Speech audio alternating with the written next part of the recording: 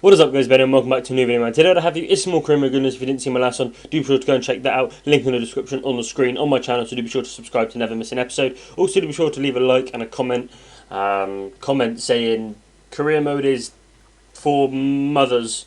Yes, very random, I know. But anyway, we're going to get straight on in with this episode. We do have QPR in the quarterfinals of the FA Cup, so we're looking to progress into the semi-finals. It should be an easy game. And 2 days after this game, we have a game against Bayern Leverkusen in the second leg. So we are going to play a weak side. We're going to line up with Butland, Klein, Yoshida, Lovren, Dijkmaar, Schneiderlin, Punchin, J. Rodriguez, Merkel, Zarate and Ibabo. So it's quite a strong team with Merkel, Ibabo and Zarate up front. And we still got Klein and Lovren in there, so just making sure everything's a little bit solid. So we go into the game and we I just couldn't score. It took me so long to score. I had like 3 or 4 one-on-one opportunities that I missed, and then eventually a corner comes in from Klein and Yoshida gets on the end of it. Brought in for this, I think this is like his 3rd game of the season, and he had a fantastic game indeed. And so we were 1-0 up. And I was all over them, so I was never really worried that I wasn't going to win this, because by the time I had scored that first goal, I think I had about 4 or 5 one-on-ones. And we soon double the lead. Again, another chance that I should have put in the net, but we got the rebound, so that made it 2-0. In this game, it happened so many times. I went through on the goalkeeper and either hit the post, put it wide, put it at the goalkeeper. I just couldn't finish in this game. Sorry about that very loud bleep from my Xbox there. But so we go 2-0 up, and then we make it 3 not so long after. Schneiderlin running down that wing, and Lohard crossing it into Victor Ibabo, who opened his body up and did a nice little finish on his weak foot. 3-0, and we're pretty comfortable there now. 3-0 is a definite winning. 2-0 I had trouble against West Brom. 3-0 it's done at 3-0, and we had 2 goals from Ibabo and 1 from Yoshida. Put us through to the semi-finals, I think it was, like I said, yep. And as you can see, we were absolutely dominant once again. They had more possession, but like I always say, that's always going to happen. They had one shot on target. We had 15 shots, 8 on target. As you can see, Yoshida got a 9.9, so he had a pretty much perfect game and a man of the match for him. So we might have to start playing him a little bit more. But like I said, we do have a game against Bayern Leverkusen. We are 2-0 up already after the first leg. So in this leg, as long as we don't concede more than 1, then we're absolutely fine. And it should be. They're not the hardest of opponents. I'm not going to lie. They weren't that good in the first leg. I was a bit sloppy. But as you can see, we're going to line up with the strongest squad we have. We're going to go Cesar, Klein, Zuma, Lovren, Shaw, Wanyama, Lallana, Rodriguez, Sterling at cam because he was absolutely superb there. And then we're going to have Sturridge and Lukaku up front. A very, very, very strong front 3. Sterling at cam is absolutely ridiculous. He's so good there. I don't even know why I put him there, because he's a left winger, so I was always playing him on the left mid. But I thought, having that pace in as a centre attacking mid might be kind of handy. We get things started off here with a really, really nice goal. A nice through ball there from J. Rodriguez, and Sturridge is always going to finish that. Sturridge has been on absolutely fine form. He's been so good recently. Well, not recently, for the whole season he's been so good. I think he's on like 50 odd goals in all competitions, and by the end of this episode I think he's on like 40 goals or 41 goals in the Premier League, which is absolutely mental. So we are 3-0 up on aggregate, and we get a nice little tackle there from I think that's Lukaku, and then Sterling just gets the most amount of aids I've ever seen. He tackled the ball, it hit his player, came back to him. He had a finesse shot, hit his player, came back to him. Had another finesse shot, and he put that one in the net. A great finish from him. 8 or 9 goals, I can't really see what that says, in all competitions. So he's been doing very well. He only had 2 goals when I was playing him out on the wing, and I think I've played him in the centre for like 4 games.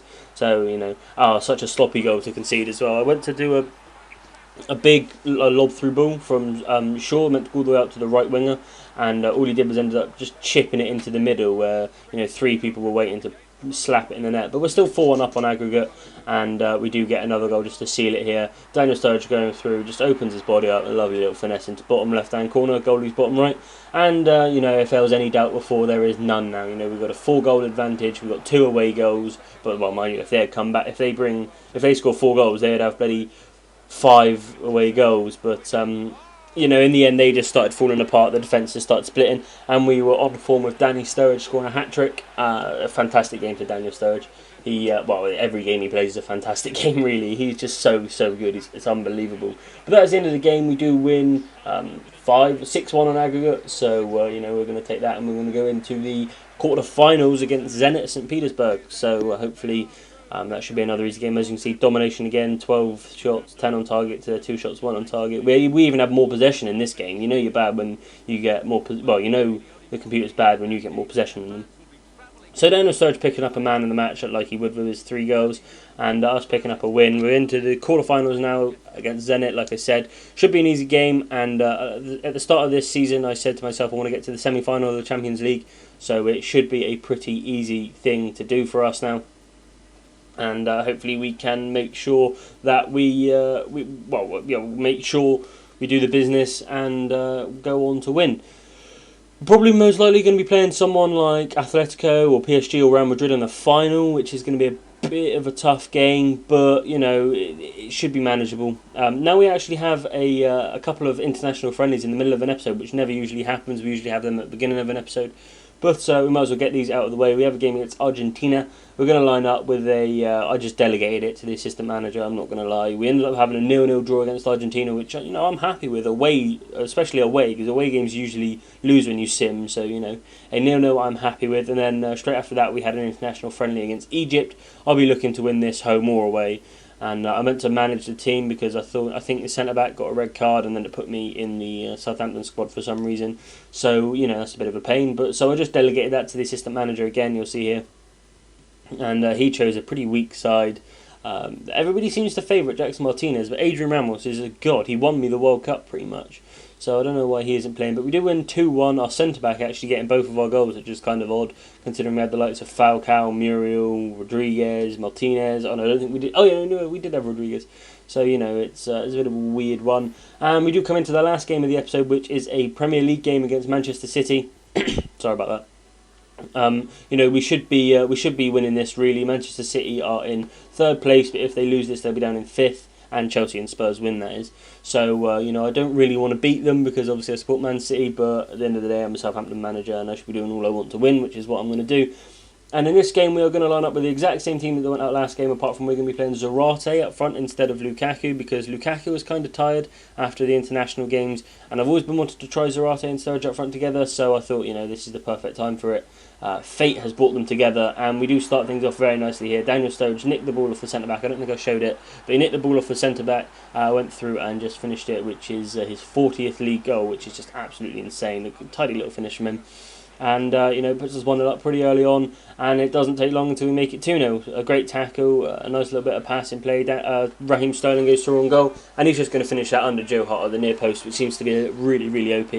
And, he's been doing... how good he is at Cam is...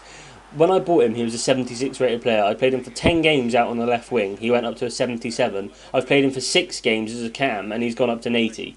So, it's where he wants to be, really. And then we get another nice goal here from Daniel Sturridge using the pace.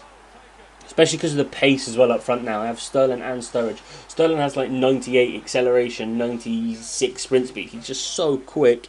So he's going to be ripping defences open left, right and centre. But we are 3-0 and we're going to the second half. And we make it 4 here with Zarate. Just takes a couple of touches and just dinks it over. That little finish is so nice. I've done so many with Zarate. I've done so many of those with Zarate over the past couple of episodes, so they're quite OP actually. Just patient, and then went to the goalie drops and just chip it over him, and it puts us 4-0 up. And that is that. That's all she wrote. We won 4-0 against Manchester City. That is a big margin. Another clean sheet for Julio Cesar, which is absolutely, well, it's not important, but it's absolutely brilliant that he can just keep keeping the clean sheets. And the defence isn't doing bad either. Really, they had 1 shot in that whole game. Which is like the common problem is they just don't shoot enough. And I'm not saying they need to shoot every single time they get the ball, but like, I'm not that good at FIFA, and I'm keeping them down to 1 shot a game. Sometimes the computer doesn't even have a shot, and it's on Legendary, so it's one of those things where they always have the ball. And a couple of times in this game as well, I didn't show it, but a couple of times they were going forward and then they just turn around and pass it back, and it's like, well, if you keep going forward, you're going to get more chances, but. That's for another day. But anyway, as you can see, we will be playing Zenit St. Petersburg in the quarterfinals in the next episode. But thank you for watching this one if you have lasted this long. It's been quite a long episode. If you did like the video, obviously drop a like, comment, do all the Facebook and Twitter social media stuff. Share it on there, share it with your friends, your family, whatever you need to do. We're approaching on 200 subs, which is pretty damn awesome. But anyway, guys, thank you so much for watching. The consistent support on this series has been pretty damn awesome. But anyway, thank you for watching. See you when you're older. Don't go changing. Adios.